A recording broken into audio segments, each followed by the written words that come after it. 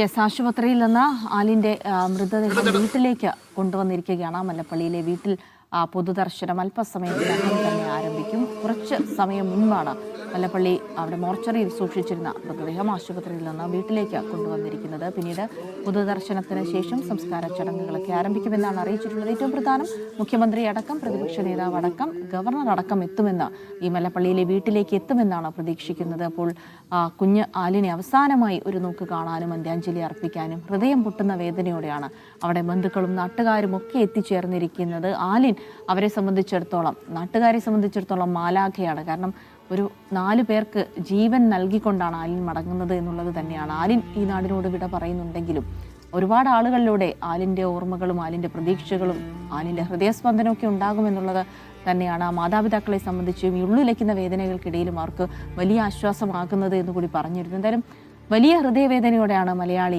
ആലിൻ്റെ മരണവാർത്ത, പിന്നീട് അവയവദാനം ചെയ്യുന്നതടക്കമുള്ള കാര്യങ്ങളൊക്കെ കേട്ടിരിക്കുന്നത്. ആ ഒരു വാർത്തകൾക്കും അപ്പോൾ സംഭവിച്ച മറ്റ് സംഭവവികാസങ്ങൾക്കും ഒക്കെ ഒരു അവസാനം എന്നോണം ഇനി ആലിൻ്റെ സംസ്കാര ചടങ്ങുകൾ കൂടിയാണ് ബാക്കി നിൽക്കുന്നത്. അതും അല്പസമയത്തിനകം തന്നെ, അതായത് പൊതുദർശനം ഉണ്ടാകും. അതിനുശേഷം നെടുങ്ങാടം പള്ളി CSI ചർച്ചിലാണ് സംസ്കാരമൊക്കെ നടക്കുന്നത്. അതുമായി ബന്ധപ്പെട്ട വിശദാംശങ്ങളിലേക്കാണ് ജോസി ബാബു വിവരങ്ങൾ നൽകും. ജോസി, അതീവ ഹൃദയവേദനയോടെയാണ് അവിടെ നാട്ടുകാരൊന്നടങ്കം, ബന്ധുക്കളൊന്നടങ്കം, സുഹൃത്തുക്കളൊന്നടങ്കം കാത്തിരിക്കുന്നത്. ആലിനെ അവസാനമായി കാണണം, അന്ത്യാഞ്ജലി അർപ്പിക്കണം. ഇതാ മൃതദേഹം വീട്ടിലേക്ക് കൊണ്ടുവന്നിരിക്കുന്നു. ഇനി എന്തൊക്കെ ചടങ്ങുകൾ?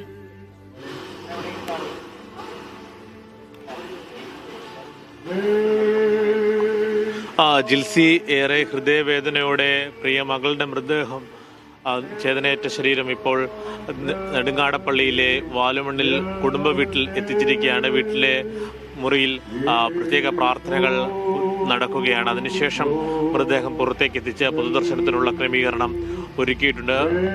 കുടുംബാംഗങ്ങൾ മാത്രമാണ് വീട്ടിനുള്ളിൽ നടക്കുന്ന പ്രാർത്ഥനാ ചടങ്ങിൽ പങ്കെടുക്കുന്നത്. അല്പസമയം മുമ്പാണ് മല്ലപ്പള്ളിയിലെ സ്വകാര്യ ആശുപത്രി മോർച്ചറിയിൽ നിന്ന് മൃതദേഹം ഇവിടേക്ക് കൊണ്ടുവന്നത്. ചെറിയ പൊതുദർശനം മല്ലപ്പള്ളിയിലെ സ്വകാര്യ ആശുപത്രിയുടെ കോമ്പൗണ്ടിലും നടത്തിയിരുന്നു. അതിനുശേഷമാണ് ഇപ്പോൾ വീട്ടിലേക്ക് എത്തിച്ചത്. ഉച്ചവരെ മൃതദേഹം ഇവിടെ പൊതുദർശനത്തിന് വയ്ക്കും. മന്ത്രിമാർ, അതോടൊപ്പം തന്നെ പ്രതിപക്ഷ നേതാവ്, ഗവർണർ അടക്കമുള്ളവർ അന്തിമോപചാരം അർപ്പിക്കാനെത്തുമെന്നാണ് അറിയിച്ചിരിക്കുന്നത്. നാടിൻ്റെ മുഴുവൻ വേദനയായി പ്രിയമകൾ യാത്രയാവുകയാണ്. പ്രിയമകളെ കണ്ണീരോടെ യാത്രയാക്കാൻ നാടിൻ്റെ നാനാതുറകളിൽ നിന്നും നിരവധി പേരാണ് എത്തിച്ചേർന്നിരിക്കുന്നത്. വൈകുന്നേരം 3:30-ക്കാണ് സംസ്കാര ചടങ്ങുകൾ നടക്കുക. നെടുങ്ങാടപ്പള്ളി സെൻറ് തോമസ് CSI പള്ളിയിലാണ് സംസ്കാര ചടങ്ങുകൾ നടക്കുക. 2 മണിയോടെ കുടുംബത്ത് സംസ്കാര ശുശ്രൂഷകൾക്ക് ശേഷം പള്ളിയിലേക്ക് മൃതദേഹം കൊണ്ടുപോകുമെന്നാണ് കുടുംബാംഗങ്ങൾ അറിയിച്ചിരിക്കുന്നത്. എന്തായാലും ഒരു നാടിന് ആകെ നൊമ്പരവും വേദനയും പകരുമ്പോഴും വലിയ പ്രതീക്ഷയും ആശ്വാസവും ആലിൻ ഒരേ സമയം പങ്കുവെക്കുകയാണ്. 10 മാസം പ്രായം മാത്രമുള്ള കുഞ്ഞ് സംസ്ഥാനത്തെ തന്നെ ഏറ്റവും ചെറിയ ദാതാവ്, പ്രായം കുറഞ്ഞ അവയവദാതാവ് എന്നുള്ള ചരിത്രം അവളുടെ ജീവിതം കൊണ്ട് കാണിച്ചു തന്നാണ് കുഞ്ഞ് ഈ ലോകത്ത് നിന്നും മാറ്റപ്പെടുന്നത്. അല്ലെങ്കിൽ ആ 4 കുഞ്ഞുങ്ങൾക്ക് ഇതിനോടകം തന്നെ ഒരു പുതുജീവൻ നൽകാൻ അനിലിനൂടെ കഴിഞ്ഞു. നേത്രപടലങ്ങളും ഹൃദയവും വൃക്കകളും കരളും അടക്കം കുഞ്ഞ് ദാനം ചെയ്തിരുന്നു.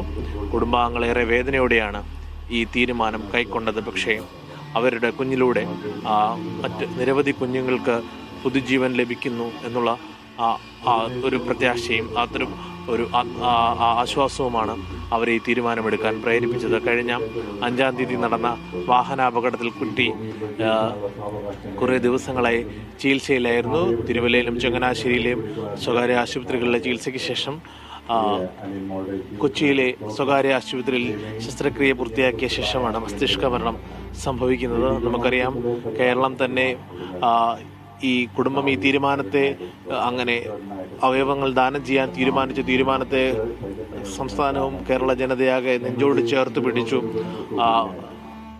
ശാരീരിക അവയവങ്ങൾ തിരുവനന്തപുരത്തേക്ക് എത്തിക്കാനൊക്കെയും റോഡ് വഴിയൊരുക്കിയും അത്തരം കാര്യങ്ങൾക്ക് ക്രമീകരണം ഒരുക്കിയുമൊക്കെ നാടൊക്കെ ഒന്നായി ചേർന്ന് നിൽക്കുകയും പ്രിയമകളെ ചേർത്ത് നിർത്തുകയും ചെയ്യുന്ന കാഴ്ചയായിരുന്നു കണ്ടത്. എന്തായാലും അന്ന് അവിടെ നിന്ന് കോട്ടയം മെഡിക്കൽ കോളേജിലെ പോസ്റ്റ്മോർട്ടം നടപടികൾക്ക് ശേഷമായിരുന്നു മല്ലപ്പള്ളിയിലെ സ്വകാര്യ ആശുപത്രി മോർച്ചറിയിലേക്ക് മൃതദേഹം എത്തിച്ചത്. അവിടെ നിന്നും ഇപ്പോൾ പൊതുദർശനത്തിന് ശേഷം ഇപ്പോൾ വീട്ടിലേക്കും മൃതദേഹം എത്തിച്ചിരിക്കുന്നു. അല്പസമയത്തിനകം വീടിന്റെ മുറ്റത്തേക്ക് പ്രത്യേകം തയ്യാറാക്കിയ പന്തലിൽ മൃതദേഹം പൊതുദർശനത്തിന് വയ്ക്കും. ഉച്ചയ്ക്ക് 2 മണി വരെ പൊതുദർശനത്തിനുള്ള ക്രമീകരണമുണ്ട്. ഇപ്പോൾ പള്ളിയുമായി ബന്ധപ്പെട്ടുകൊണ്ടുള്ള വൈദികരും ചുമതലപ്പെട്ട ആളുകളും വീട്ടിലെ പ്രാർത്ഥനാ കർമ്മങ്ങൾക്കും ശുശ്രൂഷകൾക്കും നേതൃത്വം നൽകുകയാണ്. വീടിന്റെ സ്വീകരണ മുറിയിലെ പ്രത്യേക പ്രാർത്ഥനയ്ക്ക് ശേഷം അല്പസമയത്തിനകം മൃതദേഹം പുറത്തേക്ക് ഏറെ കണ്ണ് നനയിപ്പിക്കുന്നതായിരുന്നു ആംബുലൻസിൽ കുഞ്ഞിന്റെ ചേതനയേറ്റ ശരീരവുമായി ഈ മുറ്റത്തേക്ക് വരുന്ന കാഴ്ച. അത് ഏതൊരു ആളുടെയും കണ്ണ് നനയിപ്പിക്കുന്ന ഒരു കാഴ്ചയായിരുന്നു. എല്ലാവരും പ്രിയമകളെ വേദനയോടെ ഓർക്കുമ്പോഴും പ്രതീക്ഷയുടെയും പ്രത്യാശയുടെയും ആശ്വാസത്തിന്റെയും ഒരു കണികയായി മറ്റ് 5 കുഞ്ഞുങ്ങളിലൂടെ അലിൻ എന്ന 10 വയസ്സുകാരി ജീവിക്കും.